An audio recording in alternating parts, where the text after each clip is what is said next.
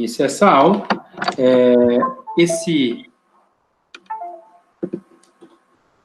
Então, em relação às aulas serem gravadas, existe a Lei do Direito Autoral número 9.610, de 19 de fevereiro de 1998, que proíbe a reprodução total ou parcial desse material ou divulgação com fins comerciais ou não, em qualquer meio de comunicação, inclusive na internet, sem autorização do autor, ok? Então, estamos todos entendidos. O tingimento de têxteis é uma arte milenar praticada desde os primórdios por vários povos. Então, essa frase aqui, na verdade, ela nos remete à importância do tingimento desde sempre. No entanto, essa arte milenar aqui do tingimento, a gente pode rever, porque para nós, da engenharia, o tingimento não é visto como arte, mas sim como um processo físico-químico. É claro que dar cor a um substrato é muito importante, porque a cor está relacionada com o valor dessa mercadoria, com etapas de melhora e também por despertar no consumidor a vontade de tê-lo. No entanto, para nós, então, é esse processo físico-químico. Ok? Então, a grande pergunta é, para que tingir? Para que se tingir uma peça? Então, nós tingimos uma peça para que ela tenha características diferentes uma para a outra. Essa característica é a cor. E quando a gente disse o para que tingir, a gente tem que pensar que o tingir nada mais é, então, do que coloração. E dentro do tingimento, essa coloração, ela tem que ser reproduzida. Então, a gente tem que ter um tingimento que permite a reprodutibilidade.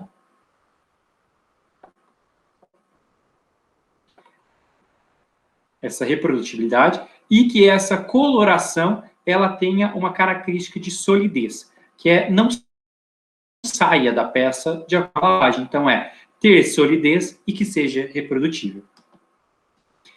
No tingimento, a gente tem algumas características importantes em relação ao nosso processo. A primeira coisa que eu gostaria de destacar é o corante. Quando a gente diz corante, é importante que a gente pense algumas coisas. Por exemplo, qual a função do corante no tingimento? A função dele, eu já posso dizer que é dar a cor, que é colorir. Então ele tem a função de colorir. Certo?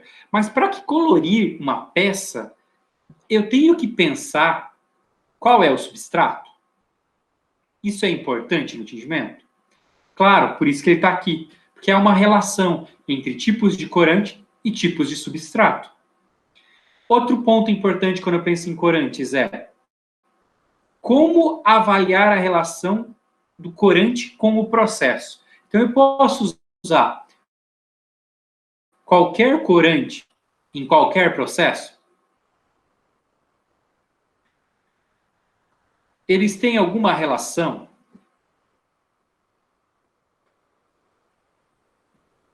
Existe alguma relação entre eles? Essas perguntas que nós estamos nos fazendo agora, elas devem ser respondidas e para nós é importante que a gente entenda.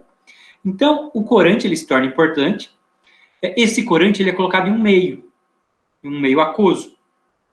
É importante, então, a gente saber se toda a água utilizada na indústria é igual. Então, para que a gente possa diferenciar ou identificar algum tipo de água, a gente tem que pensar quais são as características dessa água. Por quê? Porque é uma relação corante-água também. Porque o corante, ele se torna solúvel em um meio aquoso. Como a água pode influenciar no processo de tingimento? Então, essas características da água, ela vai acabar por influenciar o processo de tingimento. Nós não vamos ver isso de forma separada. Primeiro vamos estudar os corantes, depois vamos estudar qual deve ser a água para depois estudar o tingimento. Como é um processo, e esse processo é um processo dinâmico, nós vamos ver todas essas características juntas. E elas estando juntas, a gente vai entender o sistema de tingir.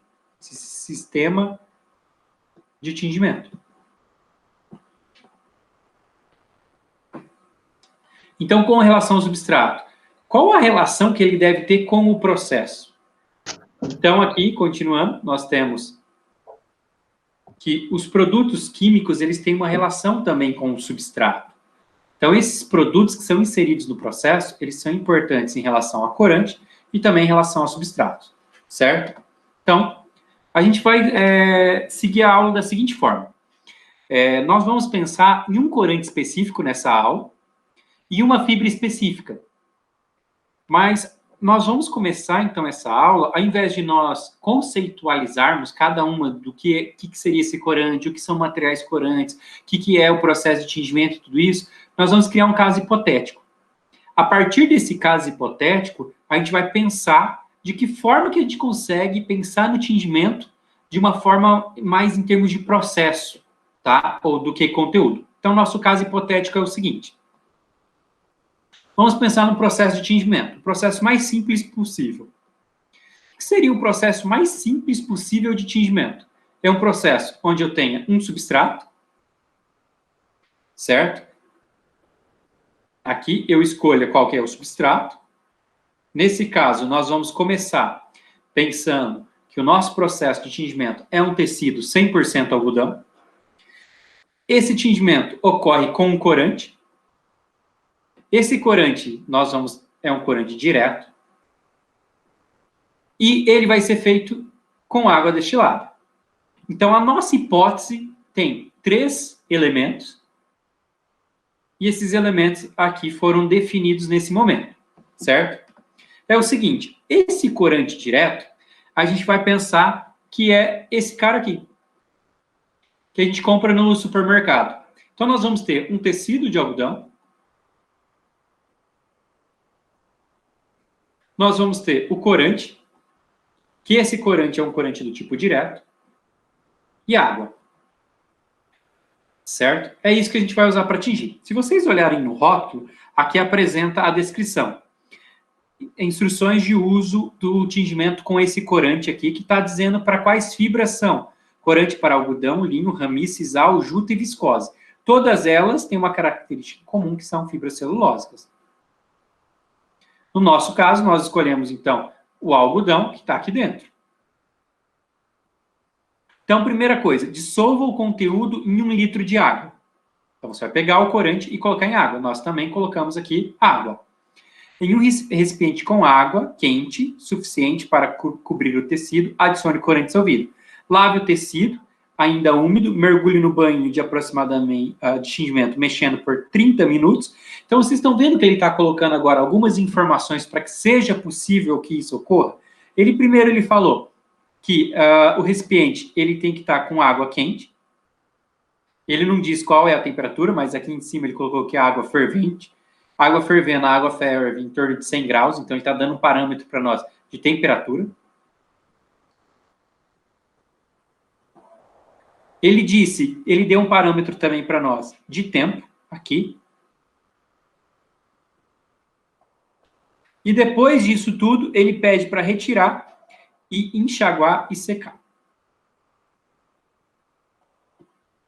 Certo? Esse é o processo desse tingimento. Então, o que a gente pôde observar nesse processo? Nós podemos observar que, independente aqui, sem pensar em termos científicos, mas o que você faz no mercado existe uma relação de tempo, existe uma relação de temperatura, ele coloca uma relação de fibras e coloca também o meio aqui, que é a água. Então, essas informações que estão aí, até o momento, elas não têm nenhum caráter científico, apenas caráter prático. É uma informação do que está sendo feito. Ou seja, de acordo com esse procedimento, se você fizer ele, você vai ter uma cor. Então, você vai tingir a sua amostra. Então, para fazer isso, dentro desse contexto, a gente pode chamar de arte. Então, isso é arte. Agora, a pergunta é, esse contexto que foi feito, nós vamos ter o melhor tingimento? nós vamos ter o melhor consumo de corante? Nós vamos ter um gasto energético alto? Então, essas perguntas que aqui envolvem o que a gente chama de engenharia. Então, colorir, tingir, qualquer um faz. Agora, pensar e refletir sobre os parâmetros do processo e como a gente faz para melhorar esse processo é outra história, que é o que a gente chama de engenharia, e de que forma a gente pode atuar nisso, certo? Então, para que a gente possa fazer isso, nós vamos falar sobre esse corante primeiro. A gente vai levar essa ideia desse processo, tá? É o processo que se faz aí em casa, nós vamos levar para dentro dessa... Da disciplina nesse momento. Então, a gente sabe que é um corante do tipo direto, como a fibra celulósica, que é o algodão. Só para que a gente tenha ideia, aqui eu tenho quais são os corantes utilizados em fibras de algodão. O corante que apresenta a maior representatividade em tingimentos de fibra de algodão é o corante do tipo reativo. 53% de todo tingimento, aqui é um dado de 2019, de todo tingimento é feito com corante reativo. Depois do reativo, nós temos os corantes do tipo sulfuroso, corante do tipo cuba, direto e azóico. Todos esses corantes aqui, então, eles se tornam indispensáveis para que a gente entenda cada um deles e para que a gente estude eles, certo? Nesse momento, nós vamos falar do corante do tipo direto. Tá, então quem que é esse corante? É esse cara aqui. Primeiro, se é um corante, o que que ele tem que ter? Ele tem que promover cor. A cor em um substrato. No caso, a gente está falando de substrato têxtil. Tá. A gente está falando que ele é colocado em água. A gente sabe que quando a gente compra aquele corante lá que foi apresentado, ele é um pó, é um sólido. Então, ele tem que ter uma característica de ter solubilidade, ele tem que ser solúvel. Então, ele tem que dar cor, tem que ser solúvel. E uma outra coisa, depois que lava, ele não pode sair, porque a gente quer que essa cor fique. Então, ele tem que ter solidez. Solidez não tem nada a ver com dureza do corante, mas sim com uma característica relacionada a ficar no artigo têxtil. Certo?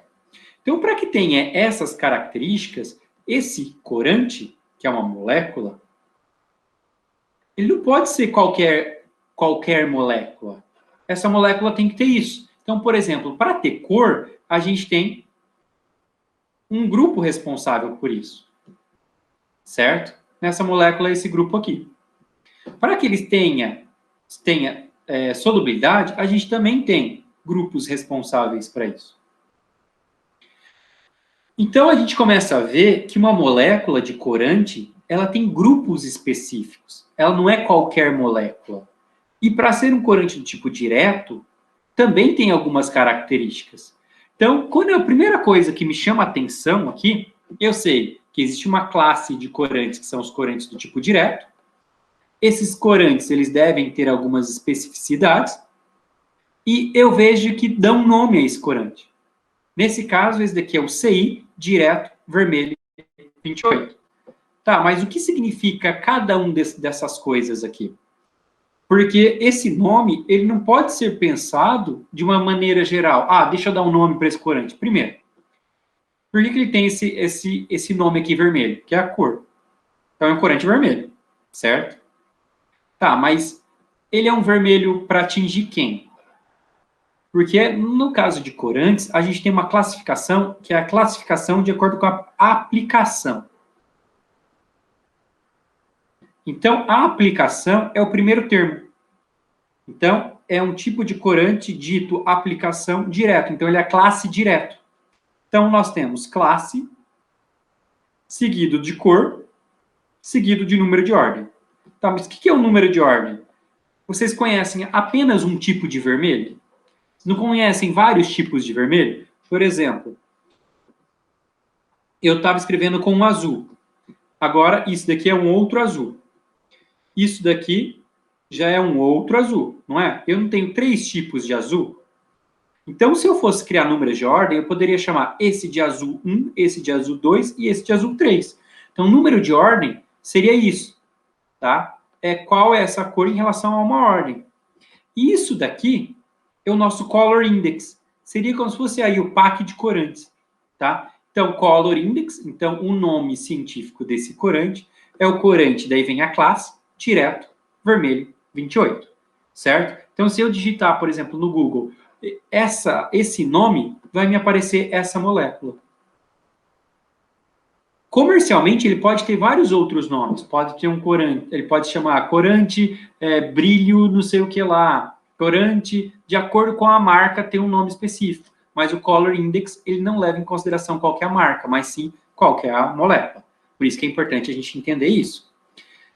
Essa molécula, ela tem alguns grupos, como eu falei para vocês. Nós falamos que um corante tem que ter cor, um corante ele tem que ser solúvel, e um corante tem que ter solidez. Para nós, essas características são muito importantes.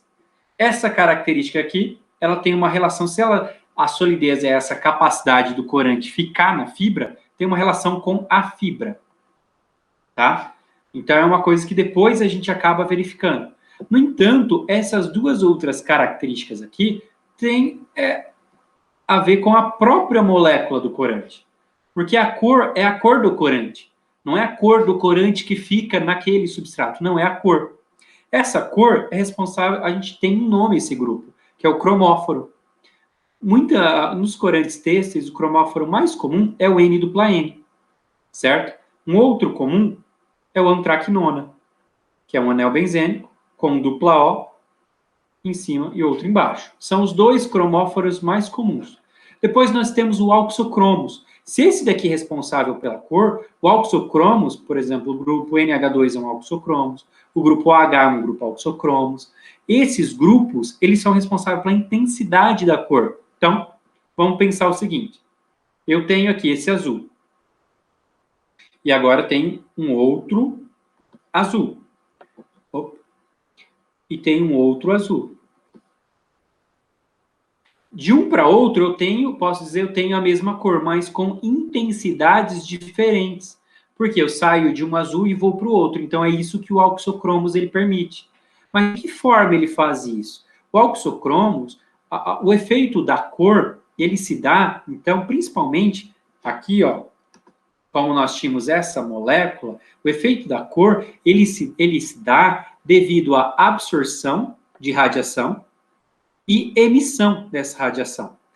Então, aqui nós temos que esses elétrons, eles vão ser excitados, certo? Aqui eles entram em ressonância.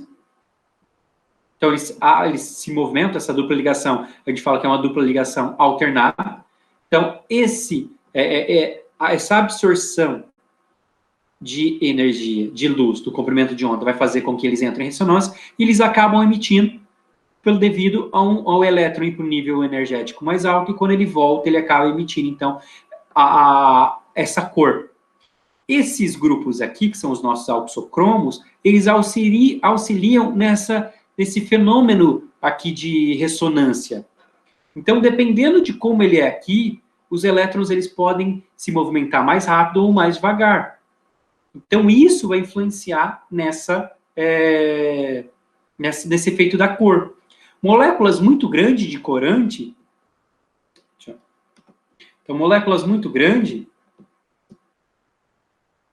tem uma característica, então, aqui, de serem mais escuras. Por quê? Porque o efeito de ressonância muda, né? Moléculas menores têm uma característica de apresentar, então, um brilho maior. Como vocês estão vendo, nós estamos falando de um corante específico. Desse corante, essa molécula, ela é bem grande. Então, bem grande não, ela é grande. Essa classe de corantes do direto, eles não são característicos para apresentarem alto brilho. E, como eu também falei, além deles terem cor, eles precisam serem solúveis, certo?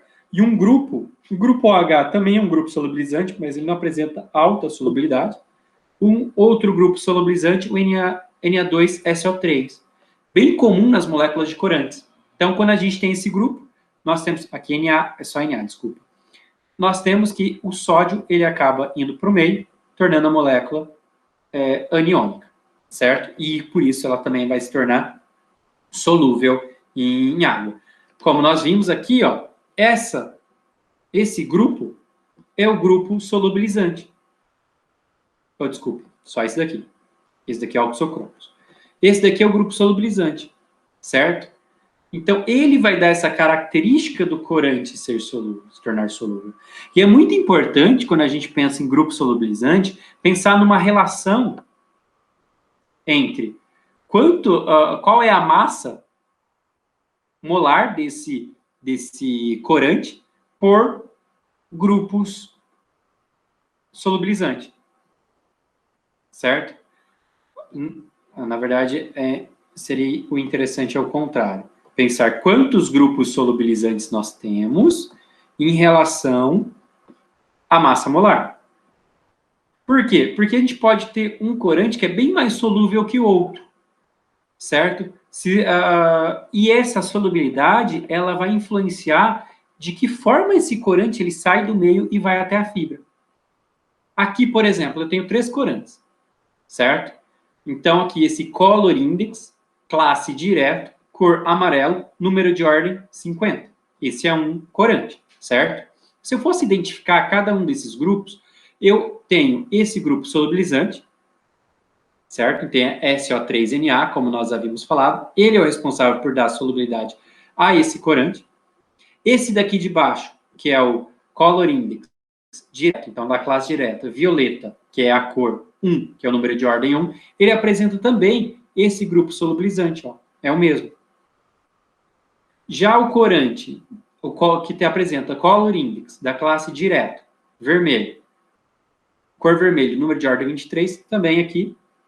Aqui só está escrito de outra forma, estão vendo? Mas aqui continua sendo NaSO3. Todos esses são os nossos grupos solubilizantes, certo? Agora, então, todos esses corantes apresentam os mesmos grupos solubilizantes, mas eles apresentam a mesma solubilidade? Essa relação da solubilidade, a gente vai pensar, então, em quantos grupos os nossos corantes têm e qual é a massa molecular deles, certo? Isso, então, é uma relação bem importante para o tingimento. Vamos pensar nos grupos responsáveis pela cor agora. Aqui eu tenho, no primeiro corante, o N-dupla-N e um N-dupla-N, certo? Então, aqui eu tenho um azo e aqui eu também tenho um azo. Então, esse corante aqui, o primeiro, ele é um corante de azo, em termos de cromóforo. Esse daqui também. Ah, então eles têm a mesma cor? Não, eles não apresentam a mesma cor. A gente não pode definir um cromóforo apenas por uma cor. A cor, ela é dada pela relação cromóforo-auxocromos e esse fenômeno de ressonância que ocorre nesses anéis. Ok? Aqui nós temos o mesmo grupo. E depois nós temos os auxocromos que completam a molécula. São moléculas diferentes. Então, esses corantes, eles apresentam as mesmas características? São corantes iguais? Não. São corantes diferentes. A gente sabe que eles são corantes diferentes. Ah, por que eles são corantes diferentes? Primeiro, porque elas que eu estou vendo que são cores diferentes. Então, eles não podem ser os mesmos corantes. Tá, mas a cor não é o efeito. Ela só existe por causa da molécula. Ela só não existe por causa do efeito de ressonância? Sim. Então, nós podemos ver que a quantidade de grupos solubilizantes deles também são diferentes. Por isso são corantes diferentes. Então, eles têm comportamentos diferentes. Tá, mas o que quando eu falo comportamento? O que é comportamento? Comportamento, eu estou falando que quando eu coloco esse corante na água e eu tenho uma fibra, eles saem da água e vão até essa fibra de forma diferente. Isso que é o comportamento, certo? Mas tingir é só colocar um corante na água e ter um substrato têxtil? Sim, se tinge. Dessa forma se tinge. Mas nosso objetivo é só tingir? Não. Nosso objetivo é controle de processo e desenvolvimento de cores. Então, por isso que a gente parte lá daquela premissa daquele exemplo. nós tínhamos lá um corante, que era um corante vermelho. Então, a gente precisa entender como que esse corante se comporta para a gente começar a entender o caso mais simples, que é aquele tingimento lá. Para que a gente possa entender aquilo lá, a gente precisa pensar a seguinte coisa. Lá, eu tinha um corante, 30 minutos, a fervura. Então, aproximadamente 100 graus Celsius era aquele processo. Tá. Lá naquele caso, independente da cor, sempre vai ser esse processo. Por quê? Porque lá é comercial. Ele quer fazer com que você tinja e tenha a menor dificuldade possível. Mas para nós, se o corante ele tem estrutura molecular diferente, a gente tem que pensar que ele precisa de processos diferentes. Isso daqui, industrialmente falando, seria muito fácil se todos fossem iguais. Mas não é. Porque o corante tem um comportamento diferente. Então, a gente tem classes de corante direto. Essas são as 3 classes do corante direto. Tá, mas por que corante direto? Porque a gente viu que o corante direto, a gente está estudando corante direto. Porque o corante direto é um dos corantes mais importantes para o tingimento de algodão, de fibras celulósicas, aliás. Essa classe, ela é dividida aqui em relações a temperaturas e em relação a algumas outras coisas. A primeira delas que eu queria chamar a atenção é igualização. O que é igualização? O próprio nome já diz, é tornar alguma coisa igual. Então vamos pensar que eu tenho um substrato têxtil, certo? Esse substrato têxtil, ele é todo de uma cor só. Vamos pensar que ele seja inteiramente de uma cor, certo? Então ele não tem nenhuma região com outra cor, não tem nenhuma região que foi deixada de tingir.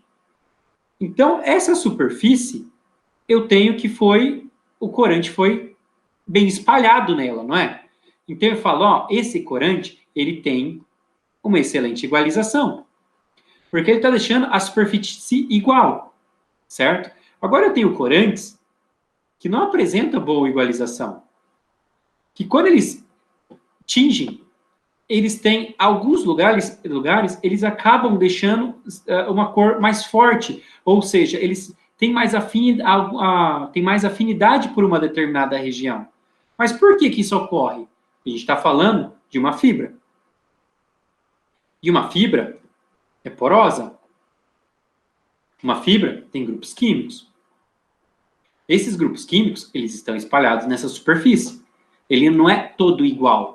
Então, dependendo do corante, ele pode ter mais afinidade. Então, quando eu tenho esse tipo de coisa, eu também estou falando de igualização.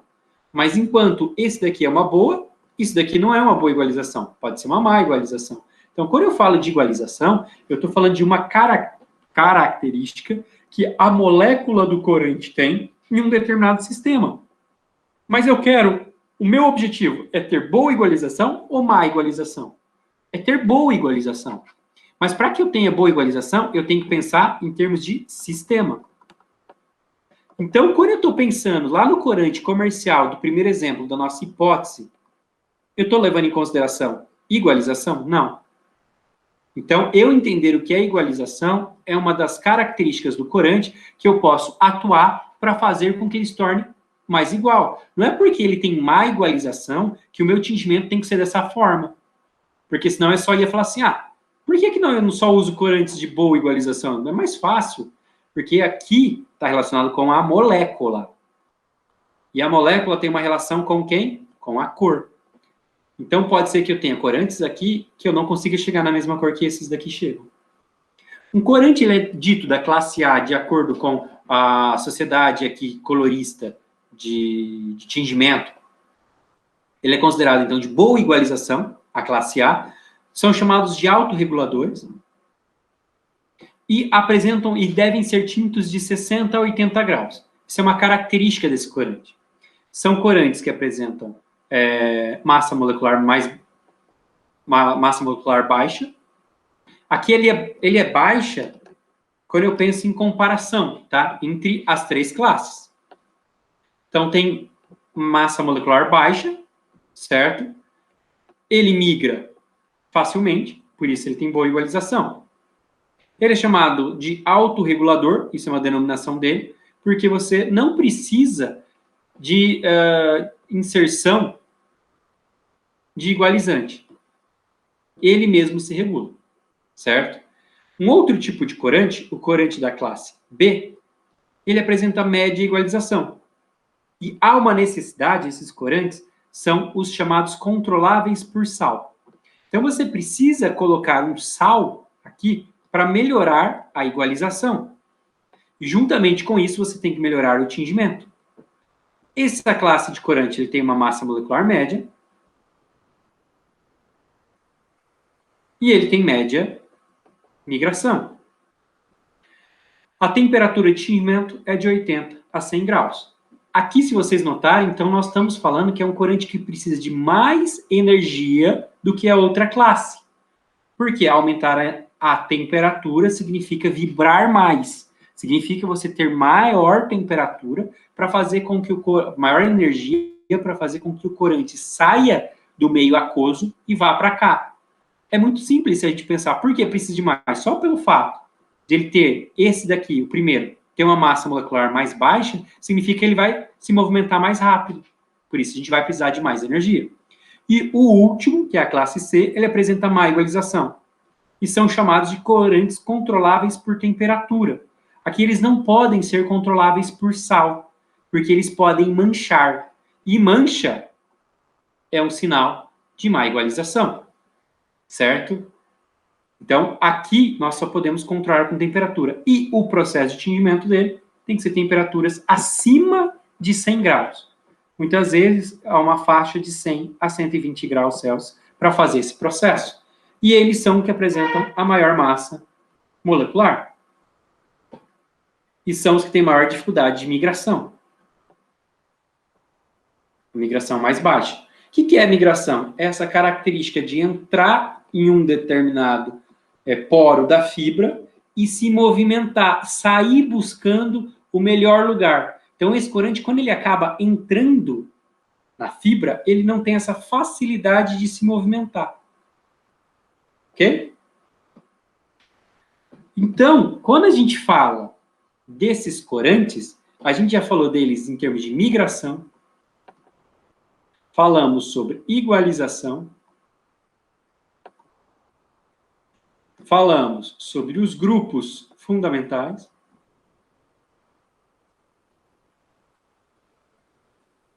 mas eles têm mais características importantes.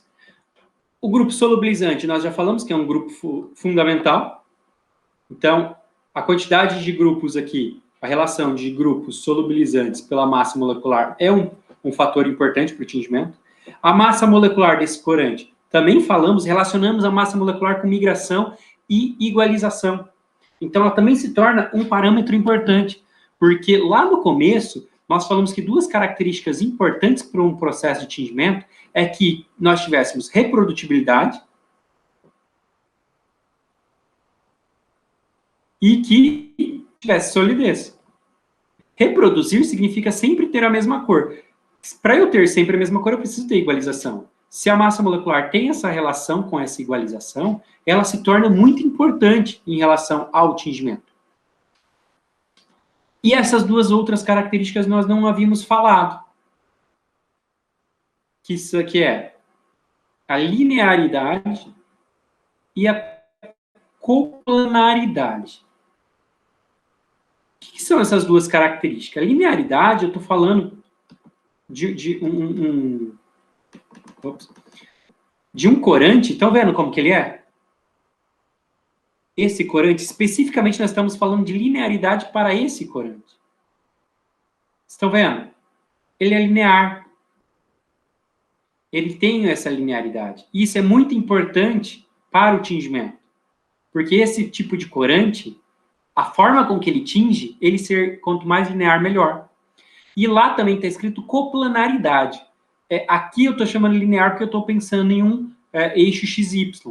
Mas se eu pensar aqui XYZ, certo, no espaço, esses anéis, eles podem estar em outro plano. E eles estarem em outro plano, eles podem fazer com que ocorra um efeito estéreo. Esse efeito estéreo, que é lá da estereoquímica, pode nos atrapalhar no tingimento, certo? Então, ter muito um corante distribuído em vários planos, ele é como se fosse um objeto 3D que tem dificuldade de entrar em alguns poros. Então, quanto mais coplanar e mais linear, mais fácil para esse processo de tingimento. Tá, mas como que ele é mais fácil? Porque a gente vai estar relacionando isso daqui não apenas com o corante, mas com o processo. Certo? Então, a gente já sabe aqui que um corante ele tem características que, para que a gente insira ele em um processo, nós temos que conhecer o corante, a primeira coisa. Tá? Por isso, que lá no nosso início, na nossa hipótese 1, nós não conhecíamos o corante. Nós estamos falando de um tingimento onde eu não conheço o corante, sei que o substrato é algodão e estou colocando ele na água. Então, é o primeiro ponto que eu tenho que parar e observar no processo de tingimento para que eu saia do conceito artístico e entre no conceito industrial. Qual é esse corante, certo? Esse é o primeiro ponto a se destacar, então. Então, quais são as perguntas que a gente faz em relação a isso? Primeiro, então, lá no nosso caso hipotético, que é lá o tingimento do comprado que a gente faz, e depois a gente faz tie-dye e tudo isso, certo? Então, esse corante, ele é solúvel no meio? Esse corante, se eu colocar ele, pegar uma colher desse corante e colocar em um copo d'água, ele vai ser solúvel? Porque lá estava escrito que eu tinha que colocar o corante em 1 litro de água. Lá eu tinha 20 gramas de corante e ele dizia que eu tinha que colocar em 1 litro de água. Ele está me dizendo que eu vou ter uma concentração de 20 gramas por litro de corante. A pergunta é, isso é uma concentração baixa? É uma concentração alta? Ele está solúvel? Ele não está? Se eu pegasse meio litro, eu ia ter, aqui se fosse meio litro de água, 20 gramas por litro, ou 20 gramas de corante, que é o tamanho daquele tubinho, eu teria 40 gramas por litro. Se eu pego e vou diminuindo isso, cada vez que eu diminuo a quantidade de água, porque essa quantidade, a massa de corante é fixa. O que vai acontecendo com a minha concentração? Ela vai aumentando. Então, a concentração está aumentando. Será que em qualquer concentração esse corante é solúvel? Ué, mas para eu saber se ele é solúvel, eu tenho que pensar nos grupos químicos dele. A empresa, ela te garante que sempre se você pegar 20 gramas, vai estar solúvel em 1 litro. Mas será que isso não é uma quantidade muito excessiva? Não. Em termos de para atingir em casa, não. Mas indústria, dependendo do processo, estamos falando de uma quantidade excessiva de corante. E como numa indústria nós estamos falando de processos em que envolvam muitos quilos de material, muitos litros de água, isso pode se tornar um problema depois em efluente. Porque será que toda essa quantidade aqui está entrando na fibra? Porque se a gente fizer, se vocês puderem até, façam esse tingimento e avaliem ao final do processo quanto de corante tem na água ainda. Se vocês verificarem que tem uma coloração muito alta, significa que é um desperdício de corante. Mas para fazer em casa não tem problema, porque é barato e o efeito que você quer. Mas se a gente for pensar para o lado industrial, a gente tem que rever isso. Um segundo ponto a se discutir é a fibra. Lá na embalagem dizia que podia ser algodão, viscose, sisal, linho e rami. Como já falamos, todas são celulósicas. Então, não há nenhum problema, porque nós também usamos uma celulósica. Então, há essa informação. Aqui, o que a gente tem que se questionar é, a fibra utilizada sofre alguma mudança de carga no meio? A gente está colocando ela na água. Daí eu vou fazer na minha casa. Na minha casa, o pH da minha água, aqui, é um pH 7,5. Um de vocês vai fazer na casa de vocês e o pH é 6. Não sei porquê, mas o pH é 6. Nós estamos falando de um meio aqui, levemente básico ou alcalino, e outra pessoa está fazendo num meio levemente ácido. Significa se a minha fibra ela muda de carga em relação ao meio, será que a cor que eu chego aqui em um pH 7,5 é a mesma cor que você vai chegar no pH 6? Para esse caso hipotético, não há diferença. Por quê? Porque eu estou fazendo na minha casa, você está fazendo em outra casa, e cada um vai ter um substrato tinto de forma diferente. Mas quando a gente fala para a indústria, se hoje na indústria a gente tem um pH 7,5 e amanhã um pH 6, a gente tem um grande problema. Então a gente precisa de controle de processo. Então a gente começa a imaginar que parâmetros como pH da água, ele começa a ser um parâmetro que tem que ser controlado. Ele tem que ser pensado. Certo? Então, aqui o meu processo, ele era descrito em tempo e temperatura só. Mas se eu quero atingir, eu tenho que ir além de tempo e temperatura. E, por fim, um outro aspecto aqui que a gente tem que repensar em termos industriais do nosso processo hipotético é, após o tingimento, devo avaliar o quê? Lá ele falava assim, após o tingimento, enxágue e seque. E depois você está pronto para o uso. Ótimo. Agora, o negócio é o seguinte, eu enxaguei, fiz um enxágue, saiu, eu tingi de vermelho, saiu uma coloração bem forte, faço outro enxágue, diminui, faço outro enxágue, diminui, depois faço outro, meu tecido não sai mais e ele fica certinho. Tá, ou seja, o que está acontecendo com isso daqui? O que é essa coloração que está aqui nesse banho feito enxágue? É corante que era para estar na fibra e não está. É corante que está saindo da fibra. Tá, mas eu não tingi? Ele não tinha que estar lá na fibra? Tinha. Por isso que é importante a gente controlar. E saber o que eu vou avaliar. O que eu estou avaliando aqui? Ah, estou avaliando cor? Eu estou avaliando o substrato? O que eu estou fazendo? Esse questionamento é o que vai nos fazer entender de que forma a gente consegue atuar no processo de tingimento para corrigir ele. Tá? Então, vamos para o nosso caso hipotético, certo? O que estava acontecendo? Então, para a gente entender aquele caso hipotético, que a gente está chamando de caso 1, a gente vai pensar o seguinte, ó, esse corante é aquele lá que foi comprado. Eu vou colocar ele na água. O que acontece com esse corante quando ele é colocado na água? Esse corante, quando ele é colocado na água, esse grupo aqui, que ele tinha um nome, a gente deu um nome para ele. É o grupo solubilizante.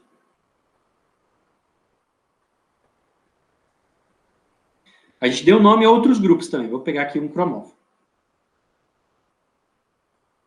Esse daqui era um grupo cromóforo, né?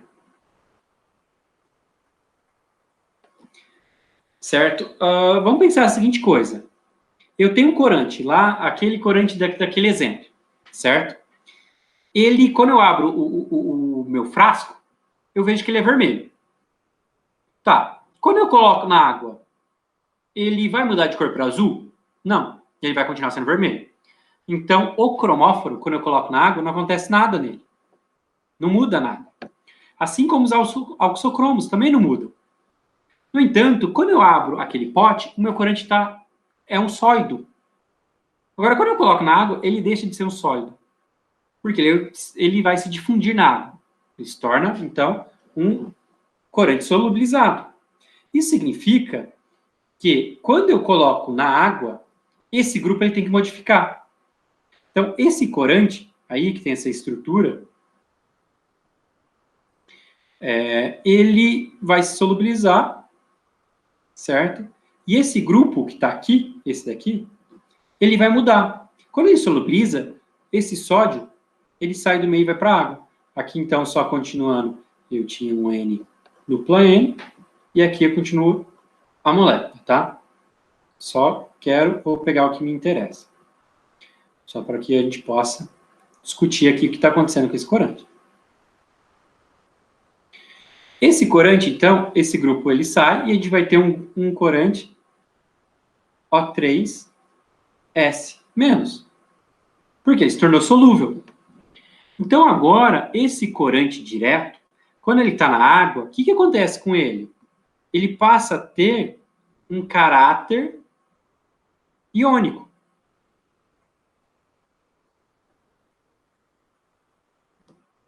O que ele é? Ele tem um caráter iônico negativo. Então, esse corante na água, ele é um corante aniônico. Ele não é aniônico por causa do cromóforo, oxocromos, não. Ele é aniônico por causa do grupo solubilizante. Certo? E o que acontece agora com a fibra? Porque a gente está falando que o nosso sistema é água, fibra e corante. A água é o meio onde tudo isso está acontecendo. Ela existe para solubilizar o corante e permitir com que o corante, no seu estado solúvel, vá até a fibra. Ela é o meio, é o transporte. Certo? Mas se o corante ele muda na água, a fibra também não pode mudar? Pode. A fibra ela muda na água dependendo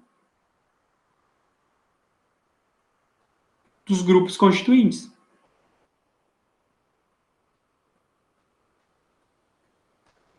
A fibra celulósica, a gente tem nela alguns grupos químicos importantes. No caso da fibra celulósica, é o OH. Essa fibra celulósica poderia ser qualquer uma daquelas que a empresa trouxe. Pode ser algodão, pode ser viscose, pode ser sisal, pode ser linho, pode ser raminho. Certo? Que muda entre elas aqui é a quantidade e assim por diante. Tá, quando eu olho essa fibra, esse grupo aqui ele é importante para mim, porque é o grupo reativo. É importante, então, eu identificar. Então, que grupo que é? Ah, é um grupo hidroxila. É um álcool, né? Então, eu vou identificar agora esses álcool. Esse álcool aqui, ele está ligado a um carbono. Esse carbono está ligado a um outro carbono. E esse carbono está ligado a um outro carbono. Certo? Esse álcool está ligado a esse carbono, que está ligado a dois carbonos. Então, é um álcool secundário. Certo? Esse outro aqui, ele está ligado a um carbono, que está ligado a um carbono. Então, se esse álcool está ligado a um carbono, que está ligado a um carbono, ele é um álcool primário. Certo? E assim, então, os que estão aqui também é primário, porque é o mesmo desse outro, são secundários, porque é o mesmo desse. Certo? Tá. Esse álcool, a hidroxila, ela tem uma característica de ionizar. O que seria ionizar? Esse grupo H perder o H e ficar H+ no meio e aqui O-. Quando que isso ocorre, essa ionização? A ionização é dependente do pH. Mas por que ela depende do pH? Porque é o seguinte, vamos imaginar que eu tenho um meio, aqui, uma situação cheio de H+. O que significa dizer que eu tenho meio, que eu tenho água cheio de H+? Significa que eu tenho ácido, que essa água está ácida. Significa que o pH dela é menor que 7. Em uma outra situação, eu tenho um meio cheio de OH-. O que significa dizer? Que essa água está básica. Por quê? O pH é maior que 7. Certo? Porque a gente sabe que a água é H+ OH-. Quando esses dois estão com a mesma quantidade, pH neutro. A partir do momento que ocorre a mudança, aumento de um ou outro, a gente vai mudando o pH. Significa, então, se ocorre a ionização e ela é dependente do pH, E essa ionização, na verdade, é fazer com que esse grupo OH perca esse H+, esse H+, ele vai buscar o equilíbrio. Então, a gente está em algum sistema onde há um desequilíbrio. Pode ser esse desequilíbrio ou esse desequilíbrio. Para que esse H ele saia, ele vai buscar equilíbrio. Se ele saísse, por exemplo, daqui e fosse para cá, ele não está buscando equilíbrio, porque equilíbrio para nós é isso daqui. É ter a mesma quantidade H+ e OH-.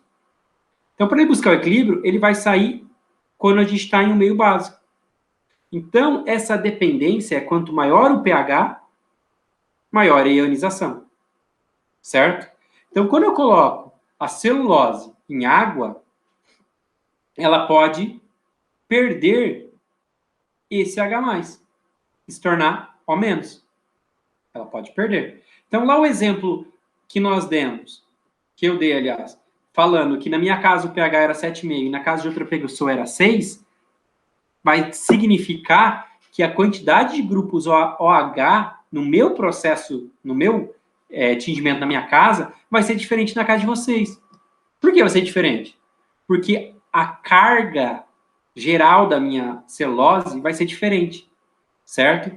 Porque quando eu coloco na água, só do fato a água estar com pH 7, já vai ocorrer alguma ionização em alguns grupos. Mas se eu quero aumentar essa ionização, eu aumento o pH. Então, quanto maior o pH, mais negativa é minha celulose. Tá, mas o meu corante tem que carga? Também tem carga negativa. Então, o que eu estou fazendo? Lá no exemplo, eu estou colocando um corante que tem carga negativa para atingir uma fibra negativa. Por isso há uma repulsão. Essa repulsão faz com que corante fique no meio e não vá para a fibra. Por isso que quando você tinge, às vezes, na sua casa, você olha lá e tem um monte de corante ainda no meio. Porque ele não conseguiu chegar na fibra. Porque há uma repulsão. Tá, mas vamos mudar agora. Ao invés de falar chegar na fibra, esse corante, a gente vai dar um outro nome para ele. A gente vai falar que esse corante ele tem uma afinidade pela fibra.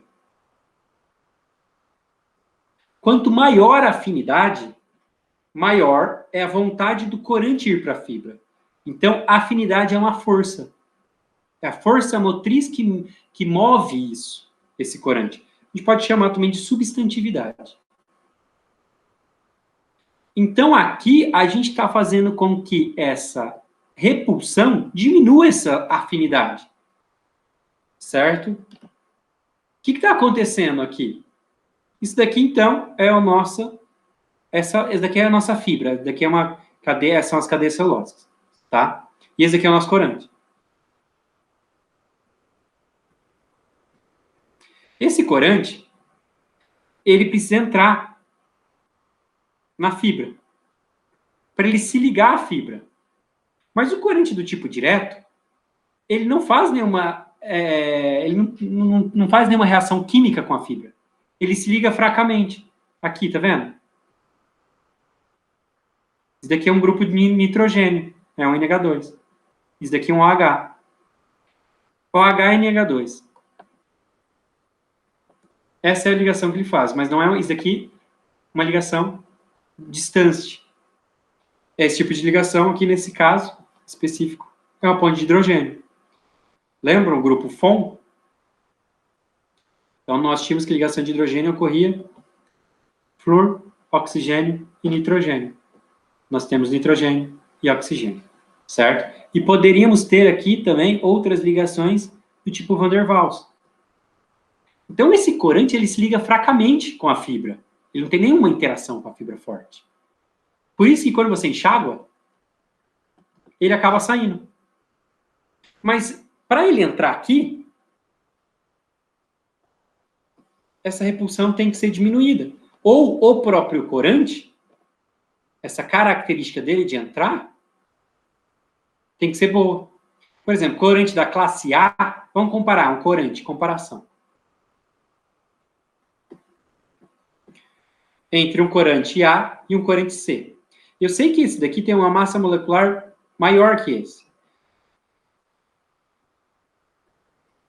Então, a massa molecular de A é maior do que a massa molecular. Desculpa, o contrário. A massa molecular de A é menor do que a massa molecular de C. Então, quem tem mais facilidade de entrar? A ou C? Quem tem maior dificuldade é o C, devido à massa. Imagine que ele tem mais dificuldade. Ele pode ter, às vezes, mais grupo solubilizante do que esse, porque a massa molecular dele é maior. E se isso daqui está muito negativo, ele vai ter mais dificuldade de entrar ainda. Daí, o que você tem que fazer? Pensar quais são os processos que eu posso influenciar no meu tingimento e mudar para ele entrar. Um deles é o aumento da temperatura. Por isso que esse tingimento tem que ocorrer acima de 100 graus, se a gente usar em classe C. Então, essa dificuldade desse corante se dá por causa disso. Agora, se eu continuar ainda pensando, tá, mas como que eu resolvo? Então, é só aumentar a temperatura? Mas daí, se a gente aumentar a temperatura, esse corante, às vezes, ele vai só ter uma energia muito grande e ele vai vibrar demais e ele vai entrar de uma vez nessa fibra e vai manchar. Então, a gente tem que pensar em cada um desses parâmetros. Mas quais são esses parâmetros? Então, a gente tem que entender quais são esses parâmetros. Então, a gente já está sabendo que tingir, como está escrito lá, não é a melhor forma. Mas para que se torne a melhor forma, a gente precisa, então, ter alguns parâmetros. Esses parâmetros, eles se tornam importantes porque são eles que vão fazer com que a gente corrija. Então, se manchou, eu vou pensar neles. Tá? O que eu vou mudar desses parâmetros para não manchar? Se teve um baixo esgotamento, o que eu vou fazer para que eu tenha um esgotamento maior? E essas são as coisas que a gente vai trabalhando e pensando em cada um desses parâmetros para ir melhorando. Por exemplo, um parâmetro importante é a concentração. Por que a concentração ela é importante?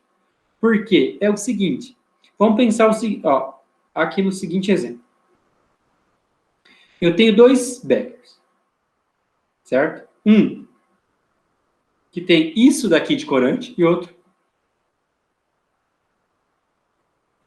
que tem isso aqui de corante, certo? E eu tenho esse tecido aqui, que é o mesmo tecido. Então, aqui eu tenho mesmo tecido. Esse mesmo vocês pensam que é a mesma fibra, mesma massa, tudo igual. Mesma massa, então mesmo substrato. Eu tenho também o volume igual, mas o que muda é a quantidade de corante, é a concentração de corante. O corante, ele se comporta de acordo com a lei de Fick.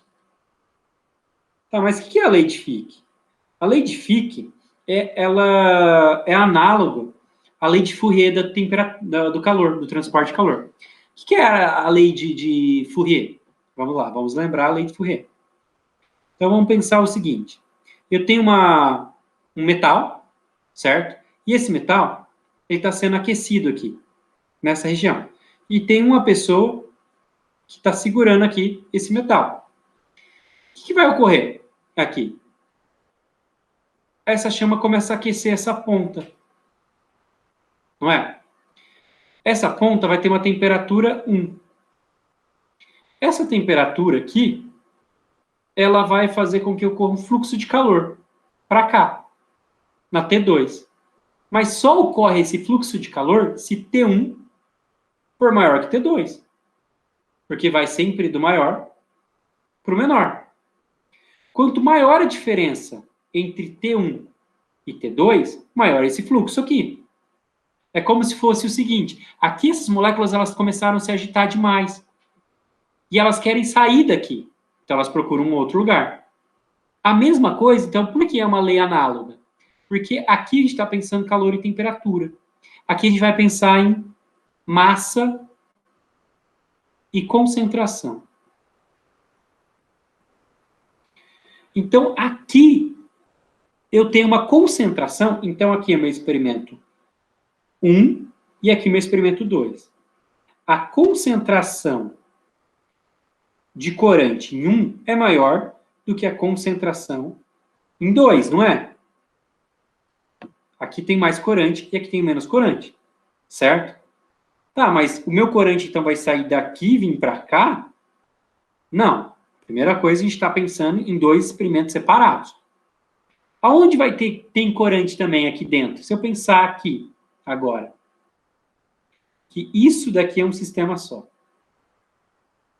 Então, eu tenho a concentração nessa região, tenho a concentração dentro do tecido. Nesse momento, qual é a concentração dentro do tecido? Então, a concentração em 1 fora é muito maior do que a concentração em 1 dentro do tecido. O que vai acontecer? O que a gente chama de transporte mássico. Vai sair daqui para ir para o tecido. Aqui também ocorre isso? Também. Mas a concentração de 2 fora, ela só é maior do que a concentração de 2 dentro. Então, quanto maior essa diferença, maior esse transporte máximo. Então, maior esse transporte máximo, vamos trocar o nome de transporte máximo para outra coisa. Então, vai ter um efeito em quem? Na afinidade.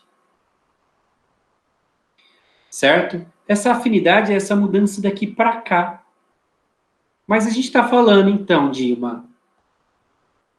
uma massa que está em uma solução, a gente chama ela de concentração, que está se movimentando. Ela se movimenta da solução para o tecido.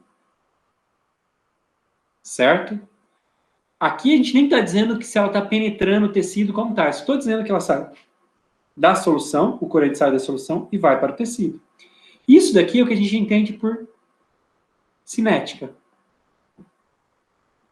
Cinética, então, nada mais é do que uma relação de massa por tempo. Certo? Então, quando eu estou falando disso, eu estou falando de cinética. E a cinética, ela pode influenciar no manchar ou não manchar um tecido. Que é um exemplo bem simples. Se a gente pensar no entrar, o corante que está fora, tendo que entrar aqui. Se isso for muito rápido, pode manchar. Se é mais lento, a gente tem uma igualização melhor. Então, significa que tempo de processo também influencia a cinética e, com isso, também influencia o que a gente chama de igualização. E vai influenciar a nossa afinidade, esse tempo. Quanto maior o tempo, maior vai ser essa distribuição homogênea. Então, se eu pegar um tingimento de 1 dia e um tingimento de 30 minutos, qual vai ter melhor igualização? O de 1 dia. A gente está falando de indústria. Nós temos que pensar nos melhores tempos possíveis. Então, é importante que a gente pare para pensar como que deve ocorrer cada um desses processos. Certo? Uma outra coisa, um outro parâmetro importante, temperatura. Esses dois são os 2 parâmetros, então, escolhidos pela empresa para chamar a atenção para que o seu tingimento ocorra. A temperatura, a gente já falou, que quanto mais alta a temperatura, mais as moléculas vão vibrar, quer dizer que elas vão aumentar a velocidade, mudando cinética. E, por fim, eu tenho presença de auxiliares. Aqui a gente está falando de produtos químicos. Então, pode ser base, pode ser sal, pode ser ácido, e de produtos que são utilizados para tingimento como dispersante, igualizante, e assim por diante. Tá? Então, pensar na quantidade de base, quantidade de sal, a temperatura, concentração, qual é esse tempo, é a gente pensar como que a gente interfere no processo de tingimento.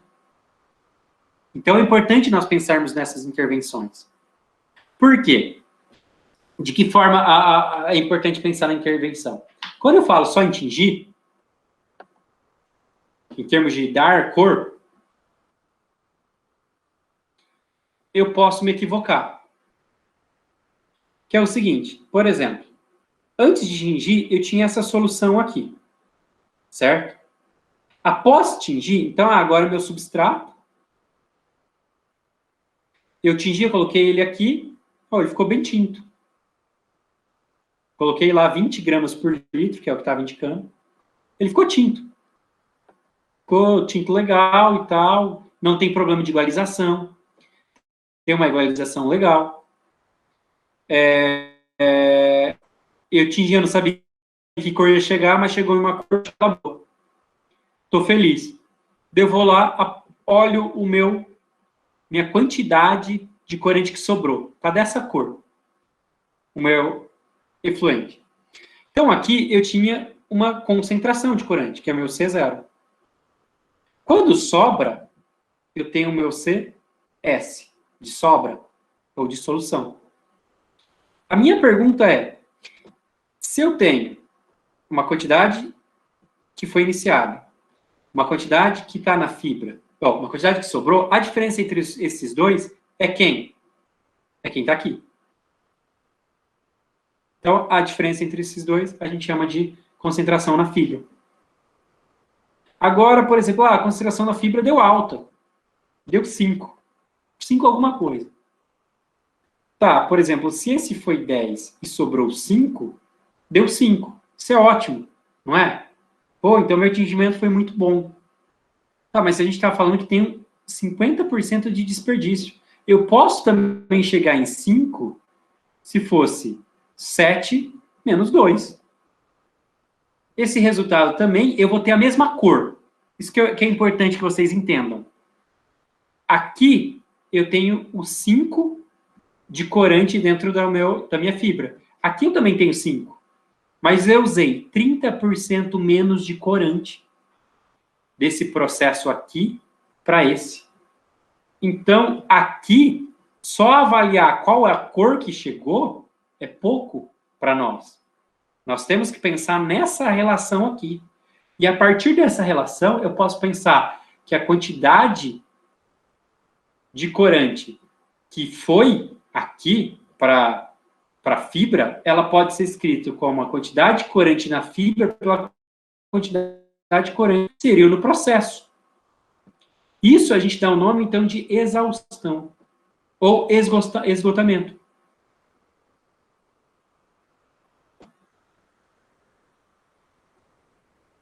Certo? Então, por exemplo, aqui, se eu for pensar nesse caso, nesse primeiro caso, eu tinha 5, um esgotamento de 5 dividido por 10, vezes 100. Eu tinha um esgotamento de 50%. Nesse segundo caso, eu tenho os mesmos 5, mas agora dividido por 7. Certo? Vezes 100, o que vai me dar um valor de esgotamento de 71%, 71,4% aproximadamente. Vocês conseguem ver uma grande diferença entre esses dois processos e eu tenho a mesma cor? Então, para nós, cor, só a cor do substrato, não pode ser parâmetro. Certo? Então, é importante a gente saber quais são os parâmetros, em termos de temperatura, concentração, que influenciam o processo e de que forma eu olho esse resultado. Porque não é apenas a cor. Assim como se eu tivesse um substrato. Por exemplo, antes ele está assim, depois de tinto, ele está bem tinto.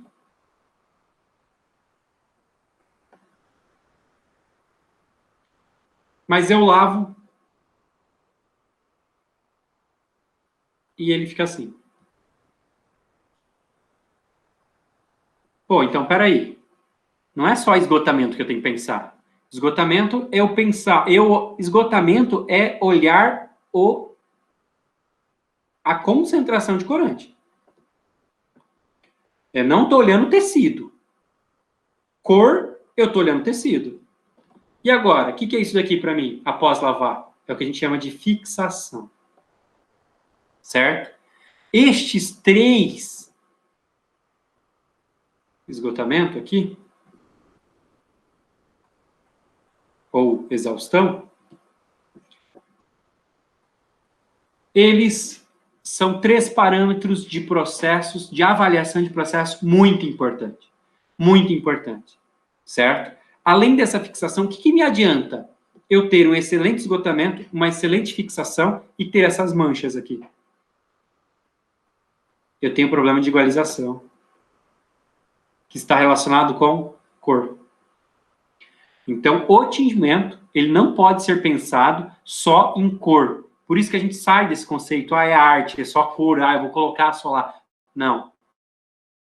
São parâmetros que envolvem esse processo. Por isso que a gente tem que pensar quais são os parâmetros de processo, o que eu quero chegar e de que forma eu chego utilizando os melhores produtos e o melhor tempo, o melhor processo. Aqui eu tenho uma curva cinética, são 4 experimentos, usando 4 temperaturas diferentes. Certo?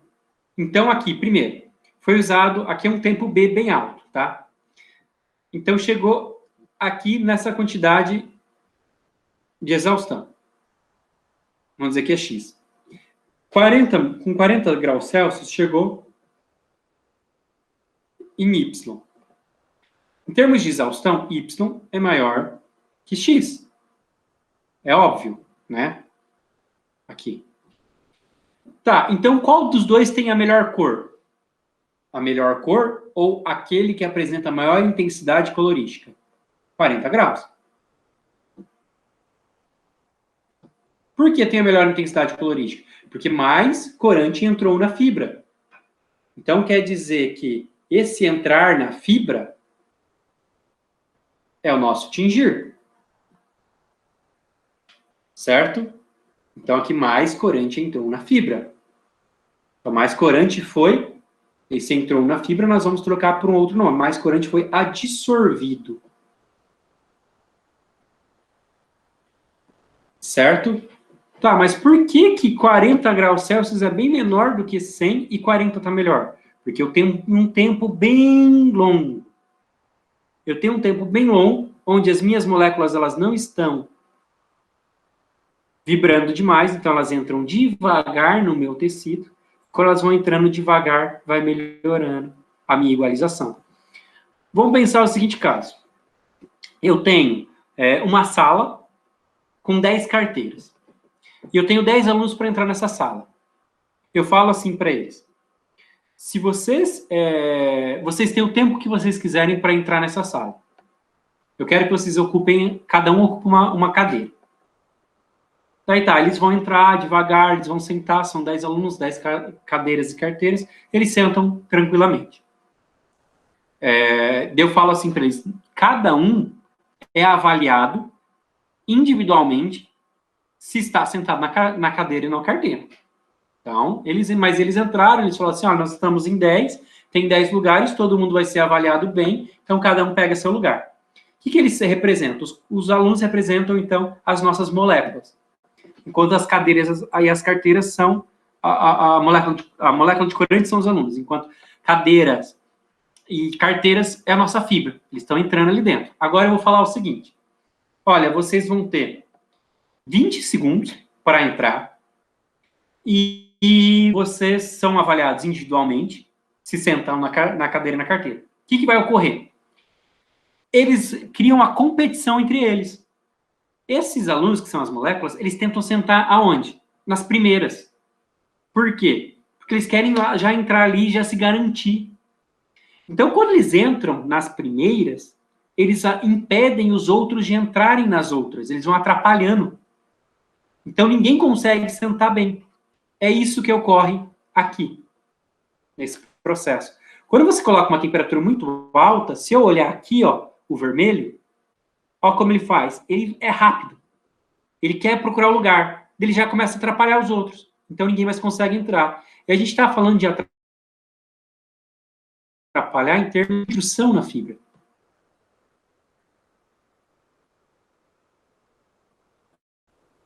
Então, você vai ter uma fibra aqui, onde regiões são tintas e outras regiões não. Então, essa parte aqui se torna inacessível para o corante. Por isso que essa exaustão é menor. Enquanto outras regiões, aqui num tempo de 100 graus Celsius acontece isso, e num tempo de 40 graus Celsius, eu tenho uma distribuição mais igual. Então a gente já sabe que é melhor atingir uma temperatura mais baixa, mas a gente está falando de um tempo muito grande. E a gente não pode ter esse tempo tão grande na indústria. Por isso que a gente tem que controlar essa temperatura.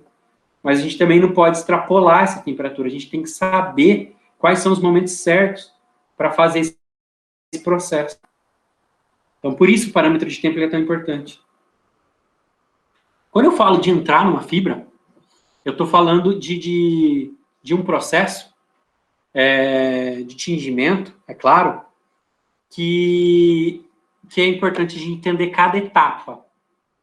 Como que ocorre essa saída do corante até a fibra? Independente do caso hipotético que nós criamos e do caso que nós vamos melhorando, nós vamos pensar, nós vamos determinar que a saída daqui, do corante do meio, até chegar lá,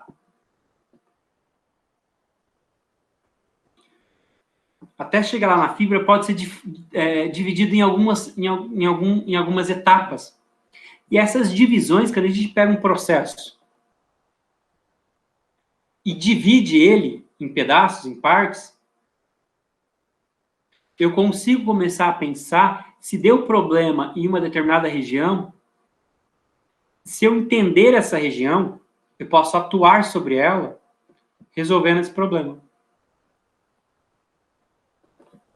Certo?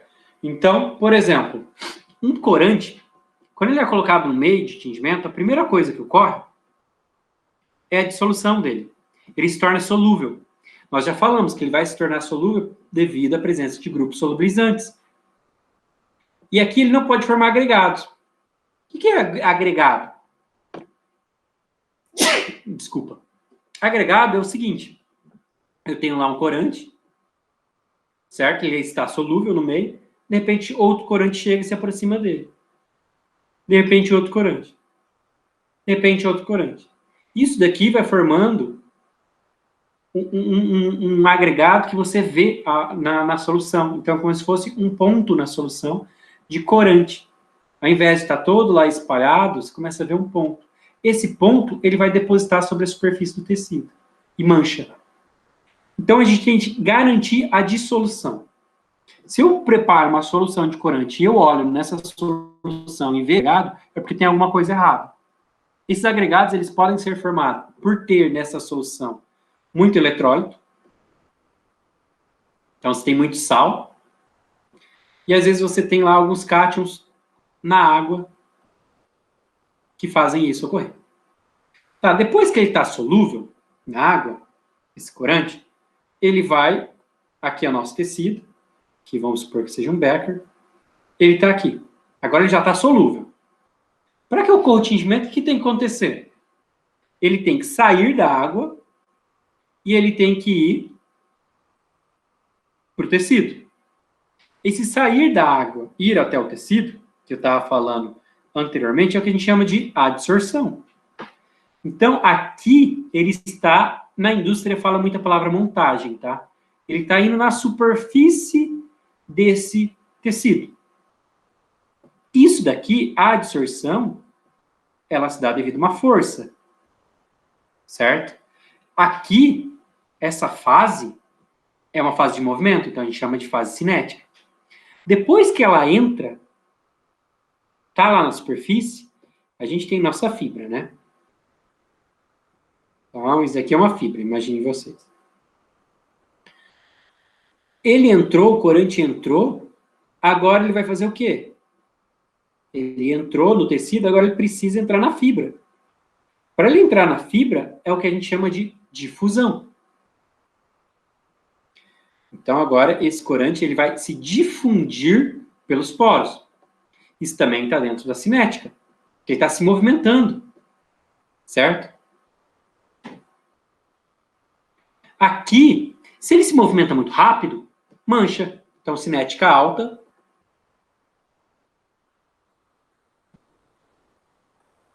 Então, para que não tenha mancha, tem que controlar quais fases?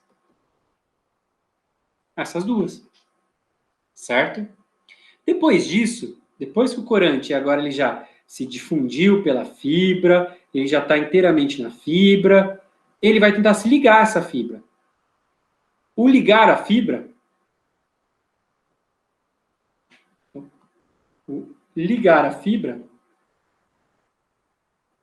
não é cinética, é termodinâmica. Tá? Que a gente não vai falar agora. Mas, em seguida, ele se ligou. Mas, às vezes, alguns se ligam e não deixam o outro se ligar. Daí, esse daqui, eles começam, então, a se movimentar dentro da fibra. Esse movimento a gente chama de migração, que é uma acomodação aqui dentro da fibra. Eles tentam espalhar para os melhores lugares, ficando melhor. Um corante com boa migração são normalmente corantes com moléculas pequenas, mas eles permitem, então, uma excelente igualização, que a gente acabou de falar, um corante da classe A. Por isso, chamando autorreguladores, eles migram facilmente.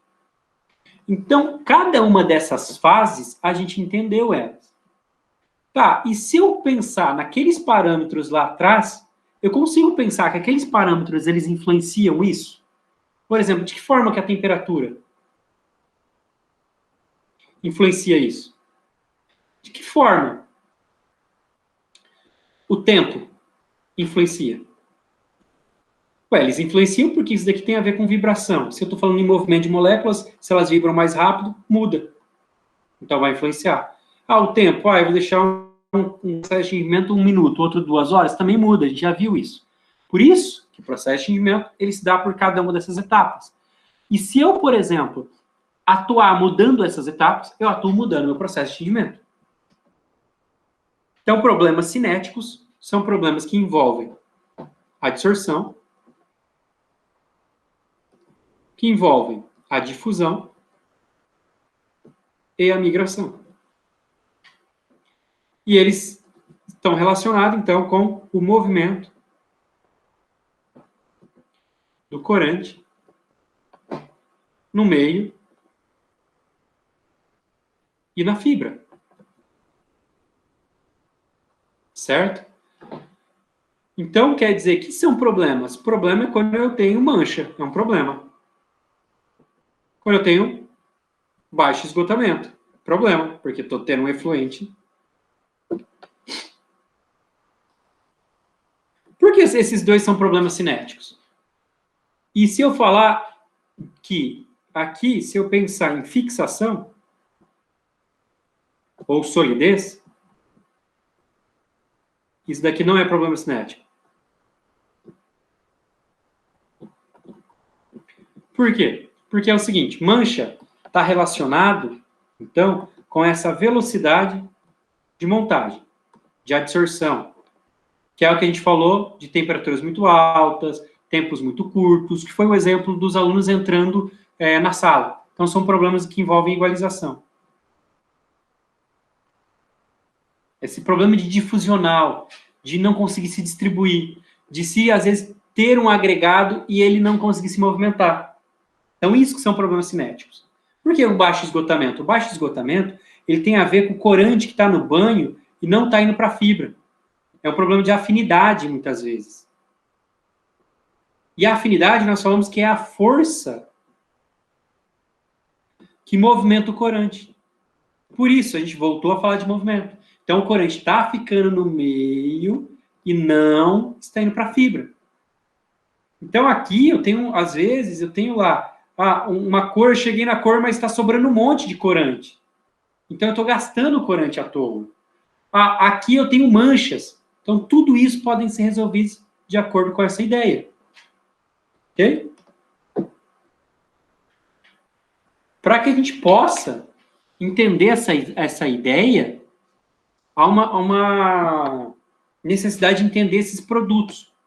Cada um desses produtos. Mas esse entendimento de produtos, eu vou deixar para que a gente continue numa próxima aula, tá? Só para que vocês possam, para que possam terminar essa aula, eu quero mostrar... toda essa aula foi retirada, então, baseada nessas referências bibliográficas, certo? E os slides, eles são creditados a essa empresa, ok?